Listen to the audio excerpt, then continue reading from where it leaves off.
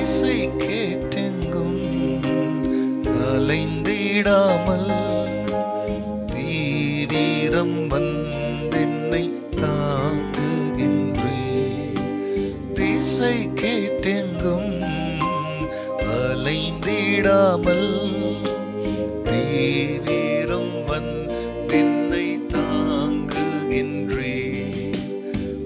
பாதம் பணிந்தேன் என்னாலும் துதியே உம்மை அன்று யாரை பாடுவேன். ஏசையா உந்தன் அன்பு உள்ளம் பொங்குதே.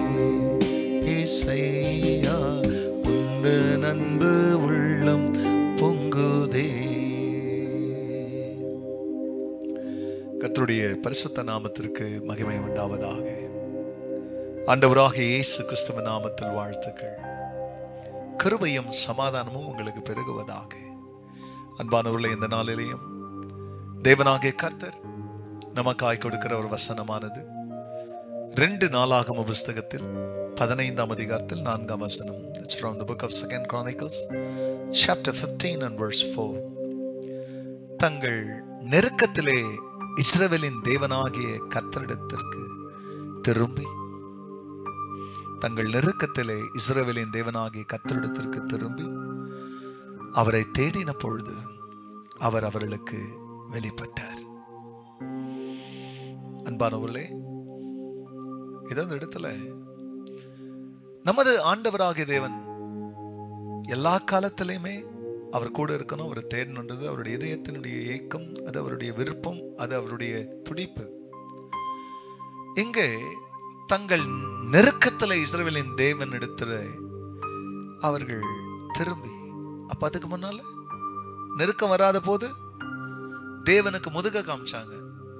ஆனா நெருக்க முகத்தை காமிச்ச பிறகு இப்ப தேவ முகத்தை தேடுறாங்க.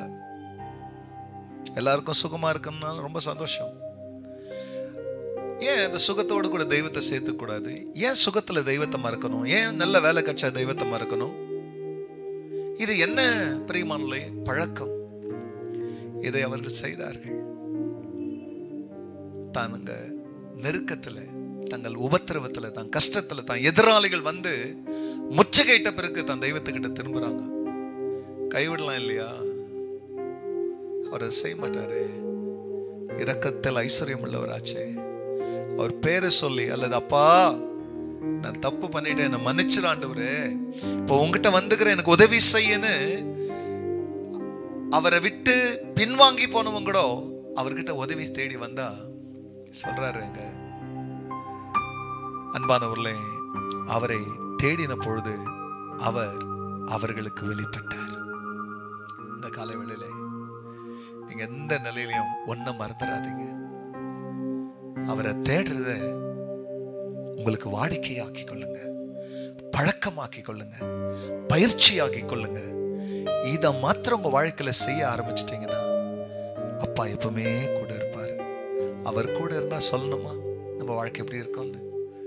நல்லா வாழ்வீங்க. கர்த்தர் உங்களோடு இருந்து நடத்திட்டு ஜெபிக்கலாம். ஆம் சுவாமி. நல்லவன் தேடினாலும் நெருக்கப்படுறவன் தேடினாலும் யாரையும் கைவிடுறதில்லை.